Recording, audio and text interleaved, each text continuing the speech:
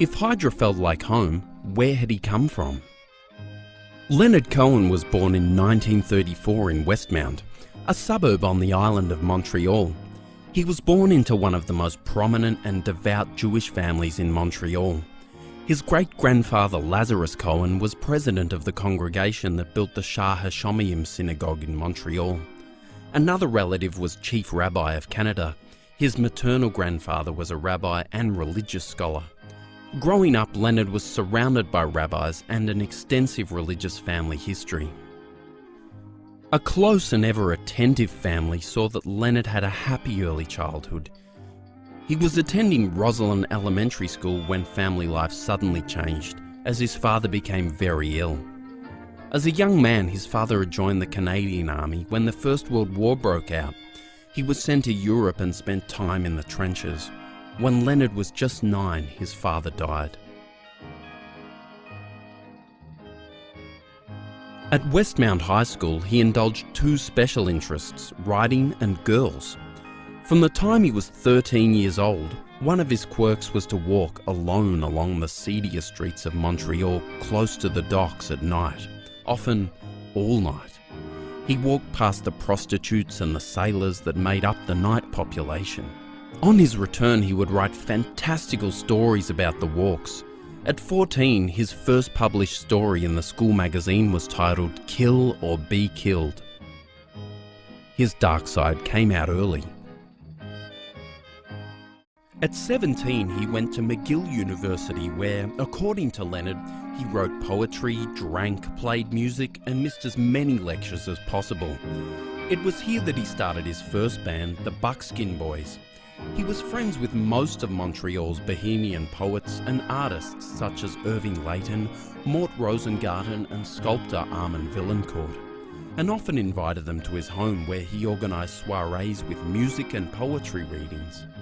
Armand Villancourt was significant in that it was his estranged wife Suzanne Verdal that inspired the poem Suzanne. Leonard won several poetry awards at McGill University, and this set him on the path to publishing his first book of poems, Let Us Compare Mythologies, in 1956. It won the McGill University Literary Prize. 1957 was spent at Columbia University, New York. Here he spent time writing and hanging with the beat poets Allen Ginsberg, Jack Kerouac, William S. Burroughs and others. They were often found at the Village Vanguard Jazz Club in Greenwich Village, listening to poetry readings or a drunken Jack Kerouac reading from his American classic novel On the Road. In early 1958, Cohen had a falling out with the beat poets because his poetry rhymed and the beats were against rhyming.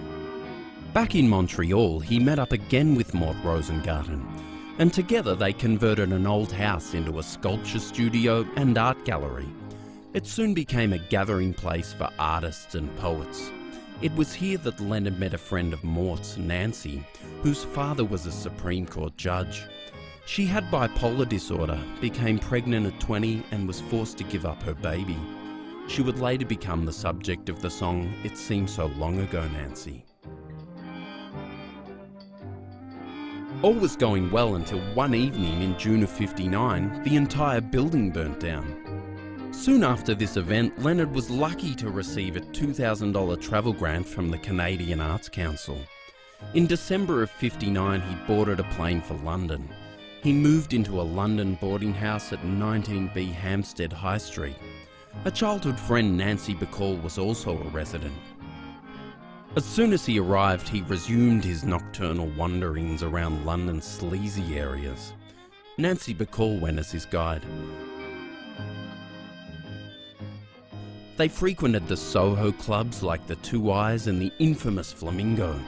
The Flamingo attracted everyone, famous stars like Judy Garland, celebrity criminals like the Kray brothers, and call girls like Christine Keeler.